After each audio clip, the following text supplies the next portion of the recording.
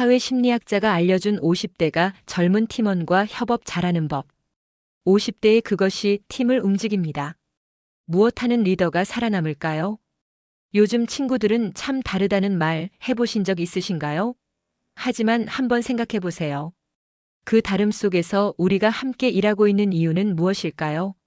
오늘은 사회심리학자의 관점에서 50대가 젊은 세대와 효과적으로 협업하기 위한 심리적 기술 5가지를 소개해 드리겠습니다. 끝까지 들으시면 반드시 여러분의 인생에 큰 변화가 있을 것입니다. 첫째, 세대 차이가 아니라 심리적 거리 줄이기. 55세 박 팀장은 20대 김 사원이 늘 휴대폰을 보며 일하는 모습에 불만이 많았습니다.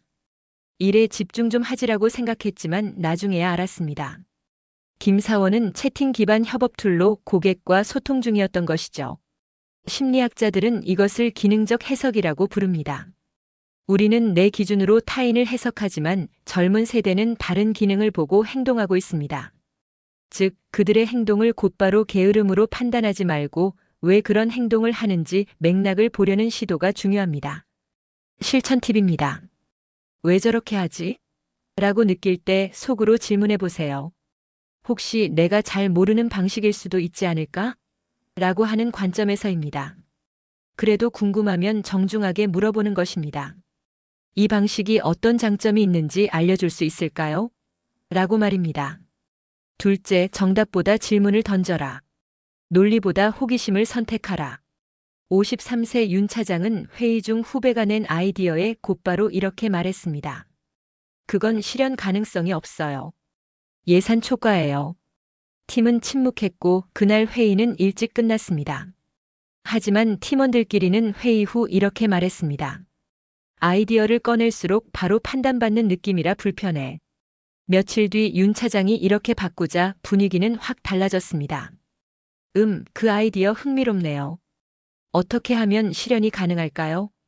사회심리학에서는 이를 인지적 유연성이라고 부릅니다. 경험 많은 사람이 먼저 판단을 내려버리면 팀원들은 탐색하는 것을 멈춥니다. 하지만 질문을 던지는 태도는 팀원들의 창의성을 자극하고 심리적으로 안전한 팀 분위기를 만들어줄 수 있습니다. 실천 팁은 무엇일까요? 그건 안 돼요 라고 말하는 대신 그 아이디어를 살리려면 어떤 조건이 필요할까요? 라고 표현하는 것입니다. 말도 안 돼요 라고 말하는 대신 그렇게 생각하신 이유가 뭘까요? 궁금해요. 라고 말해보면 반드시 발전적인 소통이 이루어질 것입니다.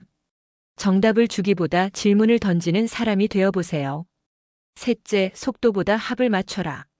52세 최 과장은 일을 빠르게 처리하는 것이 미덕이라고 생각합니다. 하지만 팀원들은 늘 과장님이 다 해버리잖아요 라고 말하죠. 사회심리학에서 말하는 협업의 주체성은 단순히 결과보다 구성원이 기여했다는 감각을 느끼는 데 있습니다. 속도보다 중요한 건 함께 했다는 경험입니다. 이 사실은 대부분의 시니어들이 놓치기 쉬운데 그럼에도 매우 중요한 부분입니다. 실천 팁은 무엇일까요? 이건 김 대리님이 맡아서 해보는 게 좋을 것 같아요. 나는 뒤에서 도와줄게요. 라고 말하며 일이 빨리 안 풀려도 기다려주기. 입니다. 그리고 과정 중간에 함께 피드백을 나누면 될 것입니다. 넷째, 듣고 묻고 공감하라. 58세 정 부장은 문제 생기면 바로 얘기하세요. 라고 말하지만 젊은 세대의 팀원들은 말이 없습니다.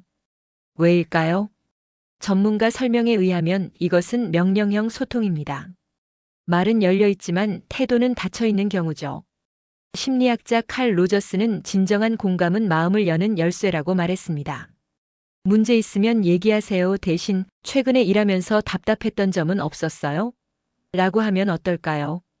상대가 말을 마쳤을 때는 그렇게 느낄 수 있겠네요.